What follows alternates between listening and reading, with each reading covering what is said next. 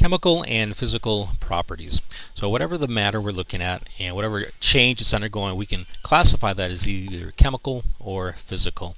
The key here is if it's a physical property or a physical change, the identity of the matter remains constant.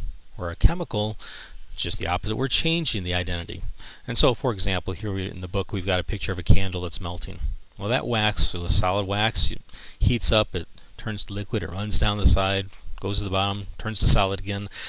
It's still wax. It hasn't changed its identity, so quite simply, that's a physical process. The fact that wax can melt, change to a liquid, and resolidify, those are physical properties then. So physical changes, physical properties. Same thing with over here, we've got water on a stove in a pot. It's being heated up. It evaporates or it boils, collects on the inside, you get these little water droplets all over. It's still water, and so that is also a physical change. Now down here, a little bit different. Here we've got a bunch of metal, iron looks like. It's rusted. This is a chemical change.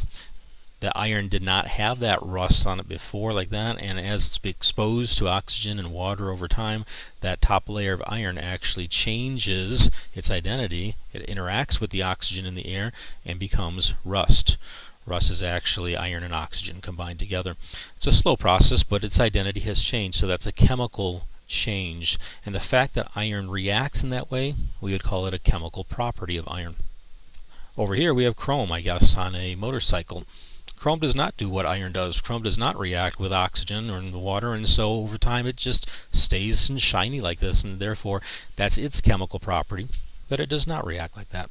So it all goes back to whether you actually have an identity change or not. Now properties can also be intensive or extensive.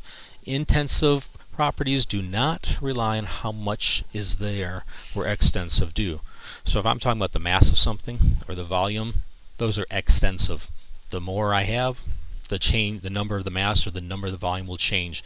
Whereas maybe I'm looking at the temperature or the density. It doesn't matter how much I have, it's going to be the same number, the same measurement. And so those are intensive properties and intensive measurements.